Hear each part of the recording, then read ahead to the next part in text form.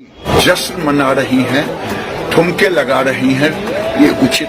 लेकिन उनका ये कहना है कि ये तो फिल्म जो है फेडरेनिटी का को लेकर के एक फेस्टिवल है, वहां पर मुख्यमंत्री पहुंची हुई है। तब फेस्टिवल में ठुमके लगाना, कोई जश्न मना रही हैं, ठुमके लगा रही हैं, ये उचित।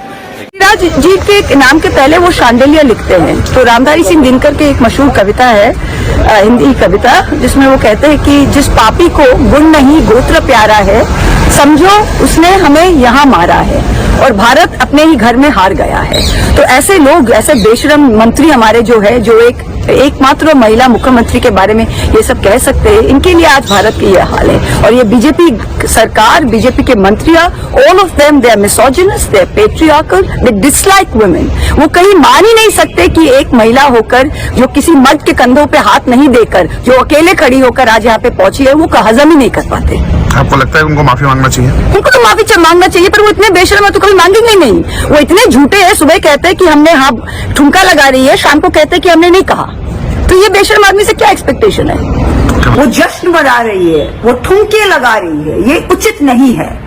Mister Singh, can I just tell you, the reason we manao Jashn in Bengal is because we don't have to put up with the likes of you, with the misogyny and the patriarchy that is practiced by you and the BJP every single day. You are telling Mamata Banerjee what is uchit. Let us tell you what is uchit and anuchit. It is not uchit that you deprive lakhs and crores of people in Bengal of their rightful Manrega dues that you and your ministry have withheld. It is not uchit that you withhold crores of Awas Yojana money that rightfully belongs to the poor of Bengal.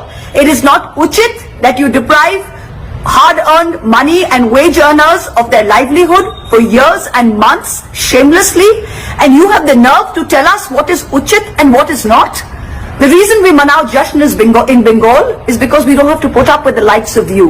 It's because we've kept the BJP at bay. We live a life we love. We enjoy our culture, our film, our entertainment. That is something you and the BJP will never understand, and that is why you will never win Bengal. All right? Thank you.